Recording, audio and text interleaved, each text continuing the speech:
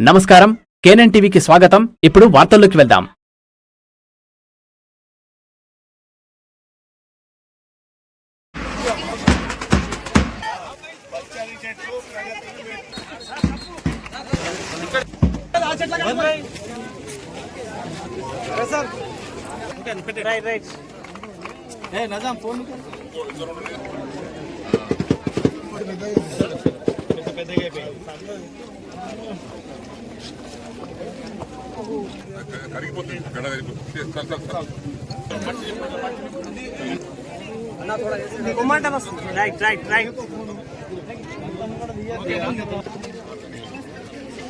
చెట్లు ప్రగతికి మెట్లు.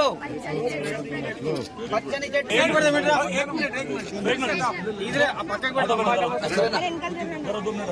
మంచి అయినాక వచ్చి ప్రజెంటేషన్ ఇస్తాం.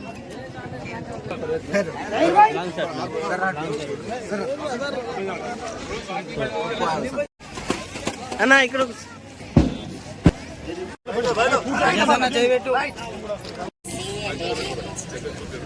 ఎస్టీడీసీ గర్ల్స్ హాస్టల్లో ఉంటాం. మా ప్రిన్సిపల్ మా వార్డెన్ మేడం గంగసుధ మేడం. నేను సెకండ్ ఇయర్ బైపీసీ చదువుతున్నాను. మా ఊరు జుక్కల్ మండల్ ఎంబ్రజ్ కల్లాలి. సరే, పోచారం సార్ గారికి, శ్రీజ గౌరవ పోచారం సార్ గారికి, అలాగే సార్ వాళ్ళ పెద్దలందరికీ, నాగరాజ్ సార్ గారి, చైర్మన్ నాగరాజ్ గారికి, నాతోటి విద్యార్థులు అక్క వాళ్ళందరికీ శుభ మధ్యాహ్నం.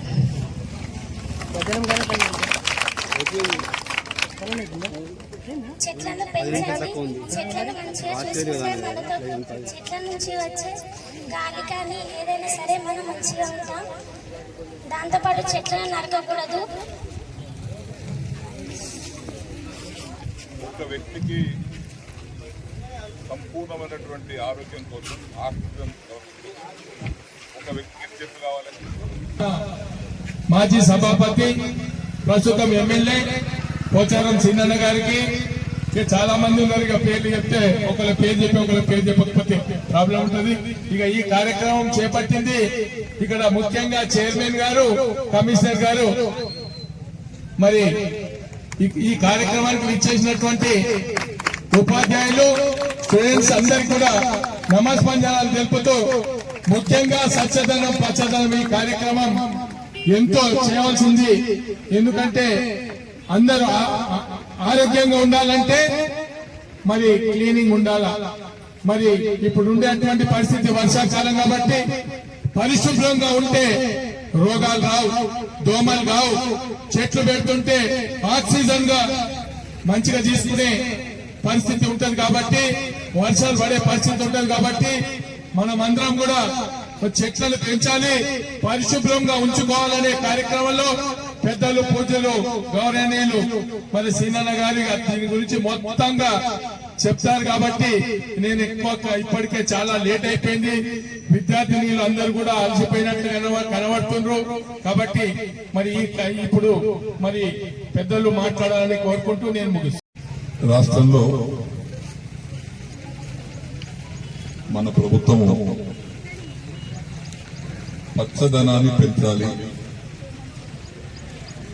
పరిశుభ్రతను కాపాడుకోవాలి అనే రెండు నినాదాలతో ఈ నెల 5వ తారీఖు నుంచి రేపు 9వ తారీఖు వరకు 5 రోజుల కార్యక్రమాన్ని రాష్ట్ర ముఖ్యమంత్రి రేవంత్ రెడ్డి గారి యొక్క ఆదేశాల ప్రకారంగా మనమందరం కూడా ఈరోజు స్వచ్ఛదనం కార్యక్రమాన్ని జరుపుకుంటున్నాం. ఈ పచ్చదనం కార్యక్రమాన్ని బాన్స్వాడ పట్టణంలో ఎల్లయ్య కట్ట పైన గత 4 రోజులుగా కష్టపడి అందరిని సమీకరించి, చెట్లను సమీకరించి ఈ కార్యక్రమాన్ని ఏర్పాటు చేసి ఈనాటి సభకు అధ్యక్షత వహిస్తున్నటువంటి మన బాన్స్వాడ మున్సిపల్ చైర్మన్ సోదరుడు గంగాధర్ గారికి, ఈ కార్యక్రమంతో పాటు ఈ విషయాలను ఇప్పుడు మేము ముందుంచినటువంటి మన కొత్తగా గౌరవ ముఖ్యమంత్రి గారి ఆదేశాల ప్రకారంగా రాష్ట్ర స్థాయిలో ఆగ్రో యూనివర్సిటీ చైర్మన్ గా పదవి బాధ్యతలు స్వీకరించినటువంటి సోదరులు గౌరవనీయులు శ్రీ బాలరాజు గారికి, వేదిక మీద ఉన్నటువంటి సోదరులు పెద్దలు అంజిరెడ్డి గారికి, ఖాళీక్ గారికి, నాళ్ళ రవీందర్ గారికి, కృష్ణారెడ్డి గారికి, నాద సురేష్ గారికి, రమేష్ గారికి, మీరాబాయి గారికి, తర్వాత అక్కడ వేదిక మీద ఉన్నటువంటి ఇంకా పెద్దలందరికీ అక్కడ దాకా బాలబాలికలకు, టీచర్స్కు, ఉపాధ్యాయులకు, వార్డులకు, ఆర్పీలకు, మీ కమిషన్ ఫారెస్ట్ అధికారి గారికి, వాబాయ్ గారికి, కమిషనర్ గారికి, ఏజాజ్ గారికి, వార్డెన్ గారికి, అందరికీ ప్రెస్ కు మీడియాకు నా యొక్క నమస్కారాలు, శుభాకాంక్షలు.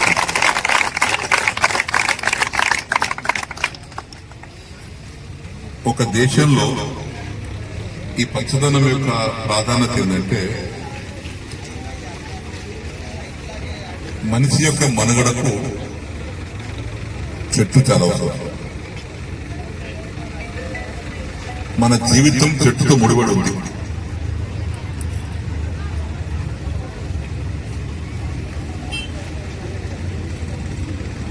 నెల రోజులు అన్నం లేకుండా బతుకుతాం,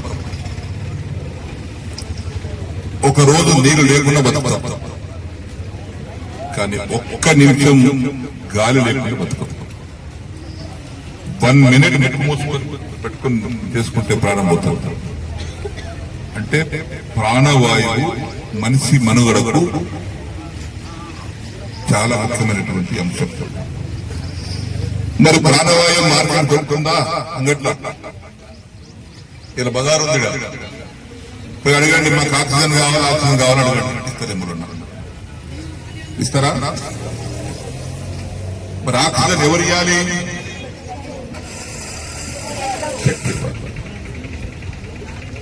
చెట్టు తప్పితే మరొకటి ఇవ్వరు.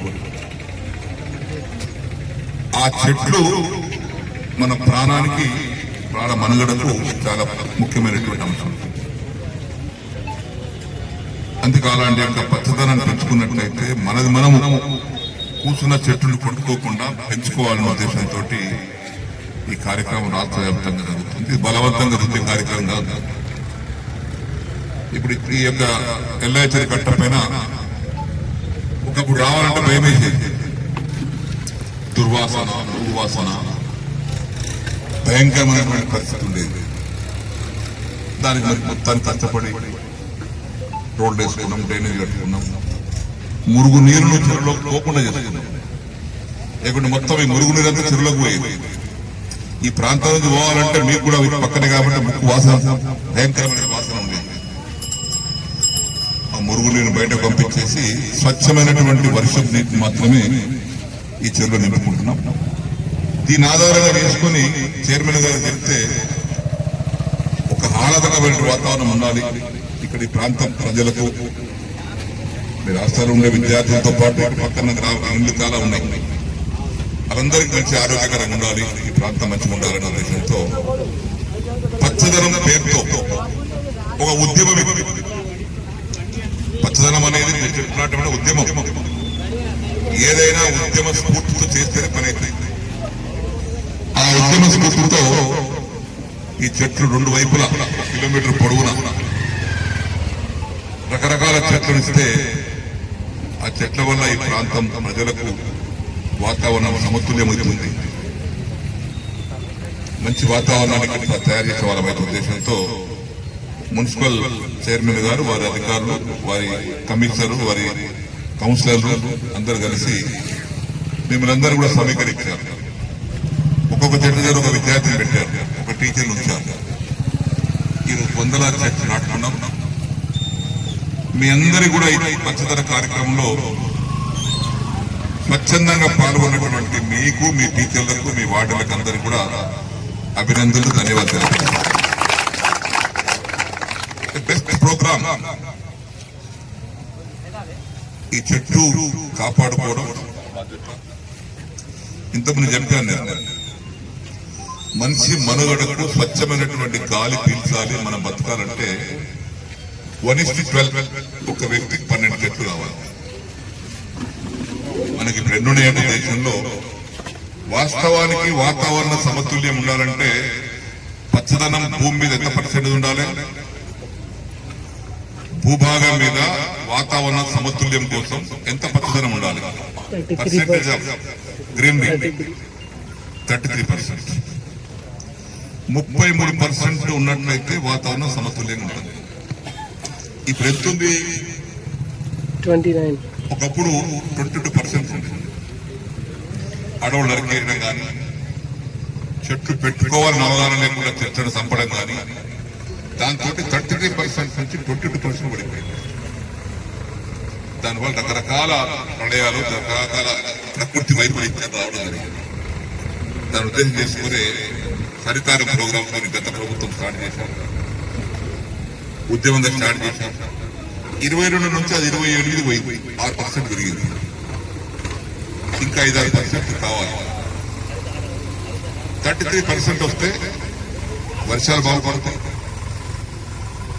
అడవులు కానీ, ఊళ్ళలో కానీ, పట్టణాల్లో కానీ కొన్ని గ్రీనరీ పరిస్థితి, చెట్ల సంపద మినిమం 33%. సో 33% కోసం ఈ ప్రయత్నం మనకు వాతావరణ సమతుల్యం, ఎకలాజికల్ బ్యాలెన్స్ అంటారు. కాబట్టి దీన్ని మనం కాపాడుకోవాల్సిన బాధ్యత మనందరి మీద ఉంది. అందులో మీరు విద్యార్థులు కాబట్టి, ఇంకా భారత పౌరులు కాబట్టి మీకు ఇంకా బాధ్యత ఎక్కువ ఉంటుంది. ఇంకా 60-70 ఏళ్ళు మీరు సర్వీస్ చేయాలి సమాజానికి. రకరకాల బాధ్యతలు మీరు స్వీకరించబోతారు. ఎవరేమైతే తెలుగు కలెక్టర్ కావచ్చు, ఆర్డీఓ కావచ్చు, డిఎస్పీ కావచ్చు, ఎస్ఐ కావచ్చు, ఫారెస్ట్ అధికారులు కావచ్చు, మీ అర్హతను బట్టి మీకు వస్తారు, మీ నాటకాలు వస్తారు రిజర్వేషన్ ప్రకారంగా. సో మీ మీద ఈ అవగాహన ఉంటే మీకు బాధ్యత పెరుగుతుంది, తెలుస్తుంది. అందుకే ఈ 33% కోసం ఈ ప్రయత్నం. రేవంత్ రెడ్డి గారి నాయకత్వంలో కూడా ఈ 33% సాధించడానికి కార్యక్రమం జరుగుతూ ఉన్నాం. కొన్ని కోట్ల రూపాయలు ఖర్చు అయితే కానీ మనం గాలి మనలేము. గాలిచ్చే చెట్టు, నీడనిచ్చే చెట్టు, మన పుట్టిన కాడ నుంచి మట్టిలో పోయేదాకా చెట్టు మన ఎంబడి ఉంటుంది. పుట్టినప్పుడు తొట్టలేస్తాం, పండుకోవడానికి మంచం కట్టిన, నడిస్తే వృద్ధాప్యంలో చేతికర్ర కావాలి, ఆఖరికి స్వర్గమైనప్పుడు కాల్చడానికి కూడా కట్టిన కావాలి. అంటే చెట్టుతో మన జీవితం బంధం ముడిపడి ఉంటుంది. ఆ చెట్టును కాపాడుకోవాల్సిన బాధ్యత మనది. ఇక్కడ కూడా ఆహ్లాదకరంగా 2 వైపులు చెట్లు వేస్తాం. మధ్యన సీసీ రోడ్ ఉంది, అక్కడ డ్రైనేజ్ ఉంది, అక్కడ చెరువు ఉంది, ఇక్కడ ఇల్లు ఉన్నాయి. ఏ మాత్రం కూడా ఇది లేకుండా 2 వైపులు చెట్లు పెంచేసి, చైర్మన్ గారు కూడా వారు కూడా పనిచేస్తా ఉన్నారు. చెట్లు పెంచేసి సాయంత్రం పూట వాకింగ్ వచ్చిన వారు కానీ, ఉదయం వాకింగ్ వచ్చిన వారు కానీ కూర్చోటానికి సిమెంట్ బెంచ్ లో పెట్టుకుంటారు. 50 ఫీట్ల కోటి, 50 ఫీట్ల కోటి. ఫ్యామిలీతో వచ్చి కూర్చునేవారు, పిల్లలతో వచ్చి కూర్చునేవారు. దుర్వాసన లేదు కాబట్టి కూర్చుంటారు. ఇంతకుముందు దుర్వాసన ఉంటే కూర్చునేవారు కాదు. ఇప్పుడు 2 వైపులు చెట్లు పెడితే మంచి లుక్ వస్తుంది, బ్రహ్మాండ లుక్ వస్తుంది. దాని మధ్యన 50 ఫీట్ల కోటి, 50 ఫీట్ల కోటి నీడలో చెట్లు వేస్తే నీడ వస్తుంది, గాలి వస్తుంది, వాతావరణం బాగుంటుంది, ఆరోగ్యం ఉంటుంది. ఇవన్నీ డబ్బులు పెడితే మార్కెట్ కొనేటి కావాలి. ప్రకృతి సంపద డబ్బుతో కొనలేదు. ప్రకృతి మనకి ఇవ్వాలి. వర్షం ఇవ్వాలంటే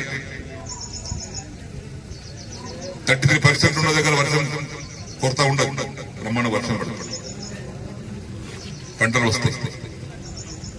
ఒక్కదాంతో ఎన్ని లాభాలు ఉన్నాయంటే, చెట్టు లేకపోతే గాలి లేదు, చెట్లు లేకపోతే మనిషి మనుగడ లేదు, చెట్లు లేకపోతే వర్షం లేదు, వర్షం లేకపోతే పంటలు లేవు, పంటలు లేకపోతే మన భూమి లేదు. ఏడు మొదలైంది, చెట్టు మొదలైంది కార్యక్రమం. చెట్టు అయింది ఇది కాదా? కొన్ని దేశాల చెట్లు లేవు, అక్కడ వర్షాలు లేవు. ఇప్పుడు ఇజ్రాయెల్ ఉంది, సముద్రం నీళ్ళు అవుతారు, బోర్ నీళ్ళు పడే, ఒక్క చుక్క బోర్ పడదు. సముద్రం నీరునే ఫిల్టర్ చేసుకుని దాన్ని రీసైకిల్ చేసుకుని తాగుతారు. ఇంకా కొన్ని దేశాలు మరి దారుణం. ఒక దేశం మీద పేరు మర్చిపోయినా నా బుక్ లో ఉంది. ఆక్సిజన్ చెట్లు మొత్తం లేవు, దేశం మొత్తం లేవు. బ్యాగ్ ఆక్సిజన్ బ్యాగ్ సంకలేసుకొని మోసుకొని పిలుచుకోవద్దు, తీసేసే కదా అవుట్. ఆక్సిజన్ బ్యాగ్ సంకలేసుకొని ముక్కు పెట్టుకుంటారు. స్నానం చేయడానికి కూడా ముక్కు పెట్టుకుని స్నానం చేస్తారు. అంత భయంకరంగా అటు చెట్టు మొలుస్తారు ఎదుర్కో మరి ఏం చేప ముందు చిన్న దేశం అది ద్వీపకల్పం మీద ఉన్నది పేరు. సో అలాంటి పరిస్థితి మనం అధిగమించాలంటే ఇవన్నీ జరగాలి. కాబట్టి చెట్ల ప్రాధాన్యత అనేది ఇంత ఉంటుందని చెప్పడం మా యొక్క బాధ్యత. ఇందులో ఒక చెట్టు ఉంది, మనం ఆక్సిజన్ పీలుస్తాం, కార్బన్ డైఆక్సైడ్ వదిలిపెడతాం. మనం పీల్చే గాలి పీల్చి మనం వదిలిపెట్టే గాలి వదిలిపెట్టి చెట్టు చెప్పండి. మనం ఆక్సిజన్ పీలుస్తే అది ఆక్సిజన్ పీలుస్తుంది. అన్ని చెట్లు కాదు, ఒకటే చెట్టు అది. అన్ని చెట్లు ఏమో కార్బన్ డైఆక్సైడ్ పీలిస్తే ఆక్సిజన్ వదిలిపెడతాయి. మనం ఆక్సిజన్ పీలుస్తాం, కార్బన్ డైఆక్సైడ్ వదిలిపెడతాం. కానీ మనలాగా ఒక చెట్టు ఉంది. ఏ చెట్టు అది?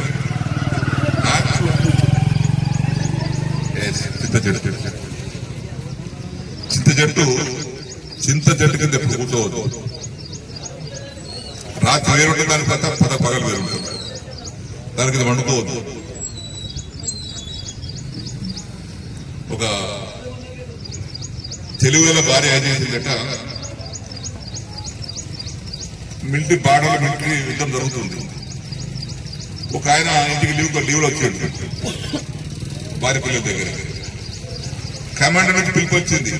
ఎంపీకి బస్సులు లేవు కదా, కార్లు ఏం లేవు కదా. కమాండర్ గా పిలుపు వచ్చింది, అర్జెంట్ గా నువ్వు బార్డర్ పరిచయాలు యుద్ధం కోసం. భార్య అనుకున్నది యుద్ధం పోతాడు, వస్తాడు, అటే పోతాడు. నా భర్త మళ్ళీ వస్తాడు ఎందుకని ఉపాయం చెప్పింది. ఏ ఉపాయం చెప్పింది? నువ్వు పోయేటప్పుడు నీ కమాండర్ కలిసేంత వరకు నడుచుకుంటా రాత్రి పూట చింత చెట్టు కింద పడుకుంటా చింత చెట్టు కింద పడుకుంటా నెల రోజులు. ఆ నెల రోజులు ప్రయాణం చింత చెట్టు పడుకుంటా పోయాడు. ఇట్లా ఉన్నవాడు ఇట్లా అయిపోయింది. కమాండర్ చూసాడు, ఇది సల్యూట్ చేస్తలేదు, నిలబడస్తలేదు, యుద్ధం ఏం చేస్తాడు, వెళ్ళిపోయింది.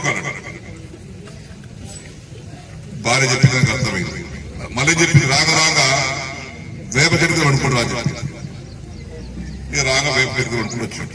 మళ్ళీ తయారయ్యారు. అంటే యుద్ధం అంటే భార్య తెలుగుతో యుద్ధం లేకుండా ఇంటికి అంటే చెట్టు యొక్క ప్రాధాన్యత చెట్టు యొక్క విషయం చెప్తున్నారు. దాని ఉద్దేశం అది. కాబట్టి అట్లుంటది. మీరందరూ కూడా ఆ తెలివి సంపాదన, తెలివి మీ యొక్క ఆస్తి, మీకు ఆస్తులు కూడా కట్టిస్తున్నామా. ఇది పని డిలే అయింది. మీకు post matric SC hostel, post matric BC hostel 3 కోట్లు పెట్టి 6 కోట్లు పెట్టి కడతా ఉన్నాం. ఆల్రెడీ గిరిజనులు కట్టిందే ఉన్నది, అది నర్సింగాలు నడుస్తా ఉంది. ఇప్పుడు ఆ ప్రమిసెస్ లో మీరు 200 మంది ఉంటారు, బీసీ 200 మంది, ఎస్టీ 200 మంది, నర్సింగాలు 400 మంది, మొత్తం 1000 మంది. చుట్టూ 3 కాంపౌండ్ పెట్టేస్తున్నాం. గేటెడ్ కమ్యూనిటీ లెక్క బ్రహ్మాండంగా 3 హాస్టల్ వరుసగా ఉంటే నర్సింగాలు ముంగట్టు ఉంటుంది. నర్సింగాలు తెలుసు కదా, దాన్ని కాంపౌండ్ పెట్టేస్తున్నాం. మొత్తం డిగ్రీ కాలేజ్ చుట్టూ 3 కాంపౌండ్ పెట్టేస్తున్నాం. 2 గేట్లు పెడతాం. మీకు సేఫ్టీ ఉంటుంది. ప్రస్తుతం ఆడబిడ్డలు 1000 మంది ఉంటారు. డిగ్రీ కాలేజ్ రాక మన డిగ్రీ కాలేజ్ 2000 మంది వేరున్నారు. అందులో 1000 మంది ఆడవారు. ఈ హాస్టల్ ఉండే వారి సంఖ్యనే 1000 నర్సింగ్ కాలేజ్. 6 మాసాల్లోనే ప్రారంభం చేసి హ్యాండ్ ఓవర్ చేస్తారు. కాబట్టి ఈరోజు మరి ఇది ఒక స్వచ్ఛదనం, క్లీన్నెస్ కూడా చాలా అవసరం. మున్సిపాలిటీ వారు ఇక్కడ ఉన్నారు, క్లీనింగ్ కూడా చాలా అవసరం. దుర్వాసన లేకుండా మన ఇల్లు ఎట్లా శుభ్రంగా ఉంచుకుంటామో మన పరిసరాలను శుభ్రం ఉంచుకోవాలి. రోడ్డు పోగ ఉంచుతాం. ఒక దగ్గర సూరత్ అనే గుజరాత్ లో పట్టణం, వెరీ డర్టీయెస్ట్ సిటీ. కమిషనర్ గారు ఉన్నారు, కమిషనర్ గారు మీరు మీకు చెప్తున్నారు మీ సిబ్బంది కోసం. Dirtiest city. ప్లేగ్ వ్యాధి వచ్చింది, రోజు 100 మంది చనిపోతున్నారు. ఒక ఐఏఎస్ ఆఫీసర్ని ఇన్ఛార్జ్ పంపించాడు. ముండేడు సుబ్బారావు పేరు. జగన్మోహన్ రెడ్డి రామారావు ముఖ్యమంత్రి ఉన్నప్పుడు ఆయనకు ఇష్టం లేక సెంట్రల్ సరెండర్ చేసింది. అక్కడ సెంట్రల్ గవర్నమెంట్ ఏం చేసింది, మొండి ముడగా తీసుకుపోయి సూత్రేతాం, ఇక వాడు సస్తాడు పనిచేస్తే పంపించారు. ఇక ఆయన అక్కడ పోయిన కారణం స్ట్రిక్ట్ గా డర్టీయెస్ట్ సిటీ నుంచి క్లీనెస్ట్ గా మార్చాడు విత్ ఇన్ 6 months. ఎంతవరకు ఆయన చూసి భయపడుతుందంటే పిల్లలు స్కూల్ పోయే పిల్లలు కూడా చాక్లెట్ తినుకుంటూ పోతుంటే చాక్లెట్ తిన్న కాగితం కింద పడేయాలంటే సుబ్బారావు అంతలాకే మారుతారే అంతగా భయపడిస్తూ తింటుంది. అక్కడ కింద కూడా జేబులు వేసుకుని పోతుండే ఇంటికి పోయి తల్లికిస్తుండే అత్త మార్చారు. ఈడగా ఏం చేస్తారు ఇండలా ఊడ్చి చెత్త ఊడ్చేది తీసుకెళ్ళి రోడ్ల మీద వేసేది. పోరాలను దొడ్డి కూర్చోబెట్టాడు దొడ్డు కూర్చోబెడతాడు. ముసలాం పోతుంది మన దొడ్డు కూర్చోబెడతాడు. నాలాంటి ఏందమ్మంటే నీ తాత కూడా పోయిందే అవగాహన లేదు. మీరు ఆడబిడ్డలు కాబట్టి ఇవన్నీ పరిశుద్ధం కూడా చాలా అవసరం. పచ్చదనం పరిశుభ్రత రెండు మంచి చాలా అవసరం. వీళ్ళు దాఖలు ఎందుకు ఉన్నాయి, ఎందుకు రోగాలు ఎక్కువ వస్తున్నాయి? కారణం అదే, వాతావరణం సరిగా లేక, పరిసరాలు సరిగా లేక. ఇప్పుడు హాయిగా క్లీన్ గా ఉన్నటువంటి ప్రాంతాలు జ్వరాలు లేవు. డెంగ్యూ లేదు, చికెన్ గునియా లేదు, మలేరియా లేదు, టైఫాయిడ్ లేదు, చలి జ్వరాలు లేవు. ఎక్కడైతే పరిశుభ్రత లేనటువంటి ప్రాంతం ఉందో అక్కడే ఈ దోమ వస్తుంది, ఈగ వస్తుంది. మనం తినే పదార్థాల మీద ఈగలాగుతాయి. మనం పడుకున్నప్పుడు దోమ నాకు కుడుతుంది, నాకు కుట్టిన దోమ నీకు కుడుతుంది. నా రోగం నీకు వస్తుంది, నీ రోగం నాకు వస్తుంది. దోమలు లేకుండా చేసుకోవాలంటే పరిశుభ్రంగా ఉంచుకోవాలి. డెంగ్యూ చాలా భయంకర వ్యాధి. చిన్నపిల్లలకు వస్తే డేంజర్, అది చనిపోతుంది, ప్లేట్లెట్ పడిపోతాయి. కాబట్టి ఈ డెంగ్యూ వ్యాధులు కానీ ఇతరత్ర అంటు వ్యాధులు కాకుండా చూసుకోవాలంటే పరిశుభ్రత చాలా అవసరం. ఇది ప్రెస్ ద్వారా గ్రామ ప్రజలు కూడా నా విజ్ఞప్తి, అన్ని వార్డులో ఉన్నటువంటి కౌన్సిలర్ నా విజ్ఞప్తి. మీ వార్డులో వర్షాకాలం కాబట్టి రోగాలు ఎక్కువ వస్తున్నాయి, దవాఖానలో బెడ్ సరిపోతలేదు, కింద ఉండబెట్టుకోండి. కాబట్టి పరిశుభ్రత కాపాడుకోండి, పరిశుభ్రమైన నీరు ఇవ్వండి, పరిశుభ్ర వాతావరణాన్ని కాపాడుకోండి అని చెప్పి మనం చేసుకుంటూ ఈరోజు ఈ కార్యక్రమం ఏర్పాటు చేసినటువంటి మున్సిపల్ చైర్మన్ గారు బాగా శ్రమ తోడుచుకొని ఈ కార్యక్రమం జరిపారు. 6,000 ఒక్క మనిషి. ఇండియాలో రెండు మూడు ఉన్నాయి. కొంచెం ఎక్కువ కొంచెం తక్కువ ఉన్నాయి. నువ్వు నీ విద్యార్థిగా దగ్గర తెలవాలి కదా.